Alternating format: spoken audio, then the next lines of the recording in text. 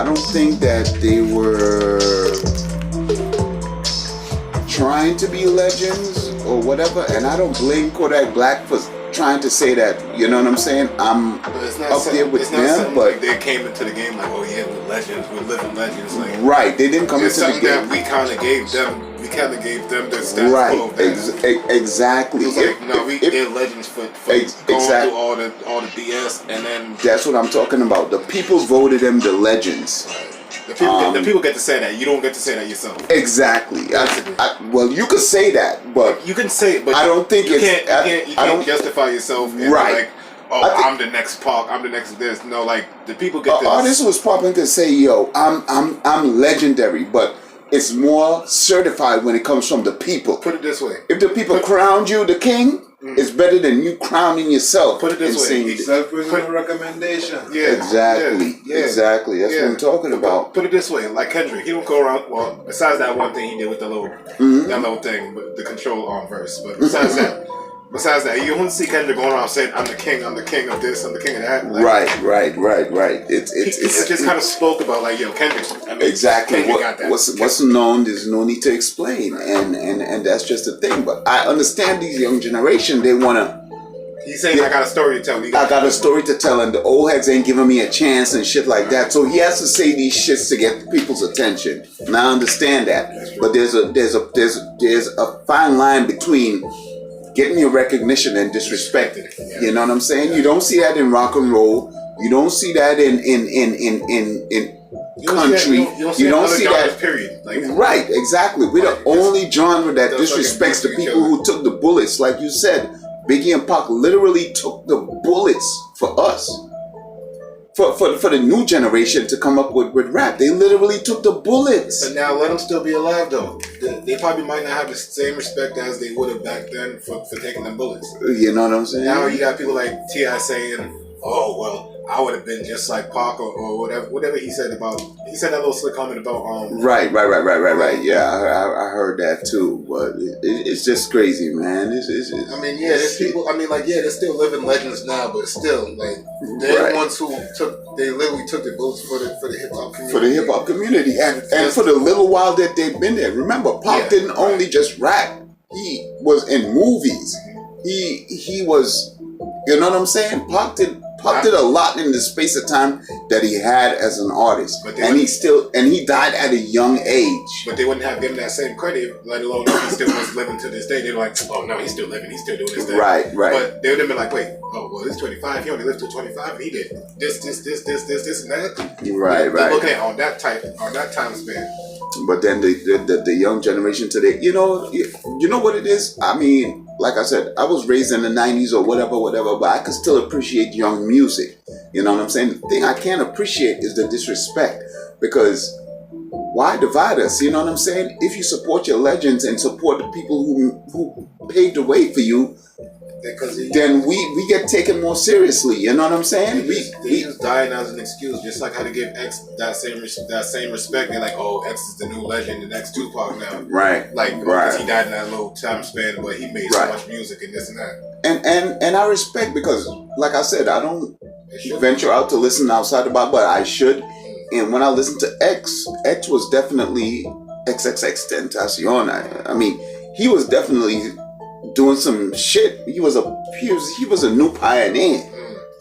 I think he was a new pioneer, because if you go back and listen to his shit, he has substance to his music. Just like Kodak and NBA Youngboy, these dudes, they have substance in their music, but the shit the antics that they do in social media and in life kind of throws the old heads off. But sorry, I'm kind of confused about what I'm watching.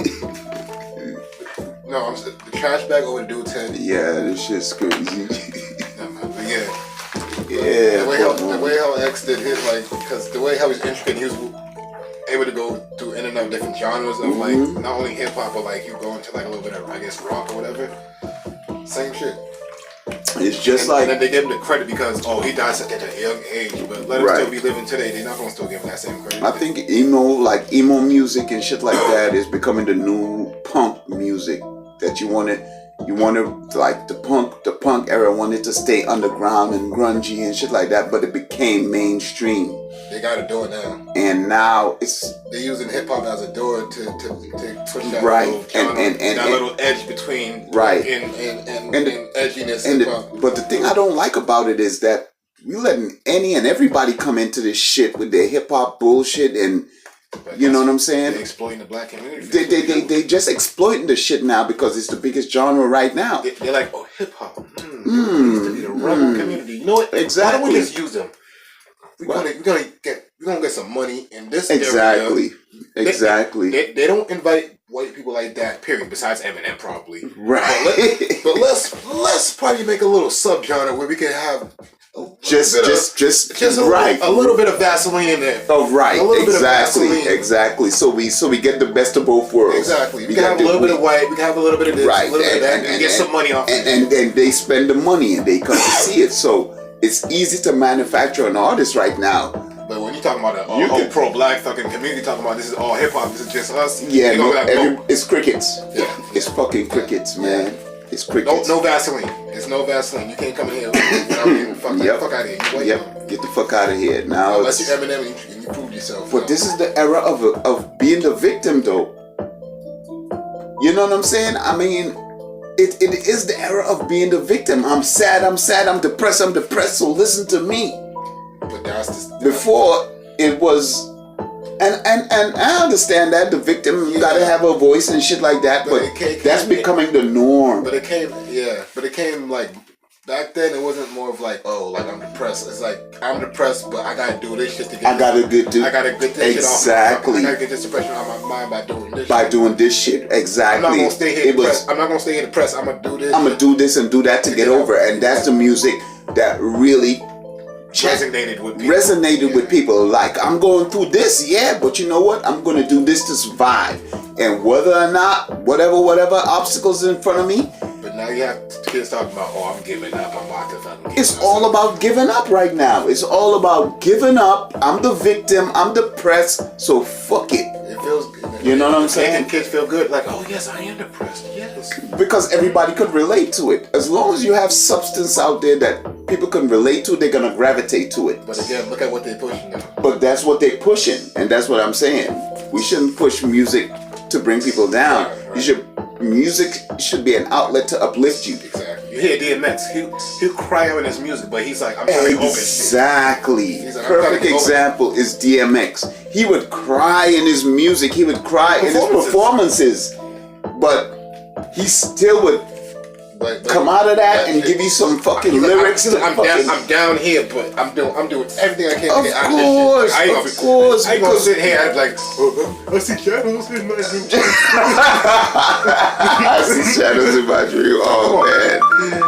Oh man.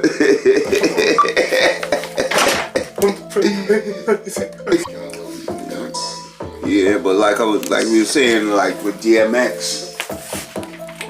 Even though he cried and he prayed in his performances, in his raps or whatever, he gives you hope, kind of like he still gives you hope at the end, and that's what our people need more than ever is hope. No, and you hear the story behind it too. Like, who was it telling the story? Somebody was like, I think it was Swiss, somebody.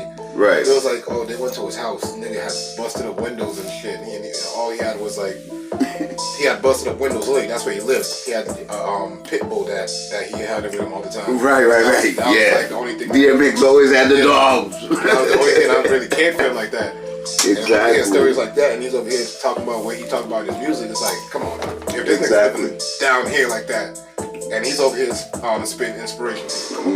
Exactly.